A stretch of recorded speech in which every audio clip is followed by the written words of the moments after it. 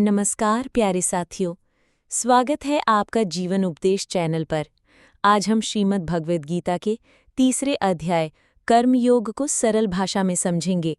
ये अध्याय सिखाता है कर्म करो, फल की चिंता मत करो। चलिए शुरू करते हैं श्री कृष्ण के इस गहन उपदेश से।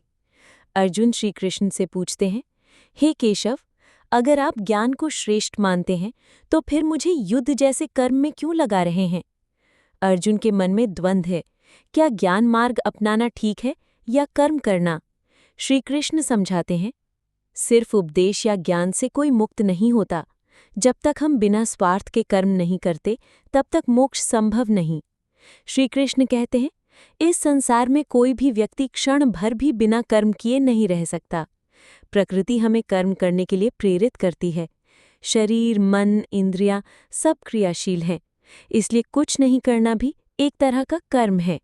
मुख्य बात, स्वार्थ से किया गया कर्म हमें बांधता है, लेकिन कर्तव्य के रूप में किया गया निष्काम कर्म हमें मुक्त करता है। श्री कृष्ण कर्म को यज्ञ की तरह करने को कहते हैं। यज्ञार्थात् कर्मणः अन्यत्र लोको अयम कर्म बंधनः। मतलब, जो कर्म भगवान के लिए, समाज के हित के लिए होता है, वो ही पवित्र यज्ञ है।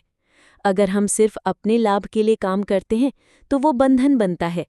उदाहरण, किसान खेत में मेहनत करता है, ये कर्म है। अगर वो अन्न को दूसरों की सेवा के लिए देता है तो ये यज्ञ है। श्री कृष्ण कहते हैं, जो श्रेष्ठ पुरुष करता है वो ही आम लोग अपनाते हैं।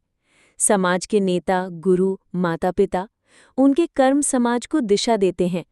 अगर वे कर्म से भागेंगे तो सामान्य लोग भी मार्ग से भटक जाएंगे।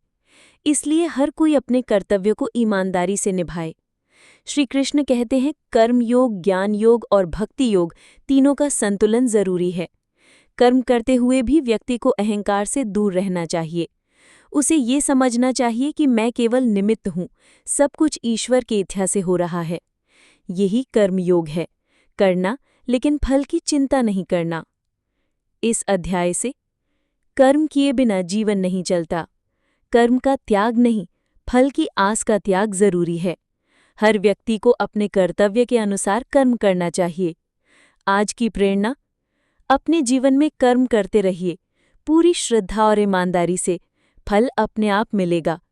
यदि आपको ये वीडियो ज्ञानवर्धक और प्रेरणादायक लगा हो तो चैनल को सब्सक्राइब करें, वीडियो को लाइक करें, अपने विचार कमेंट में ज़रूर बताएं और इसे अपने मित्रों और परिवार के साथ शेयर करें।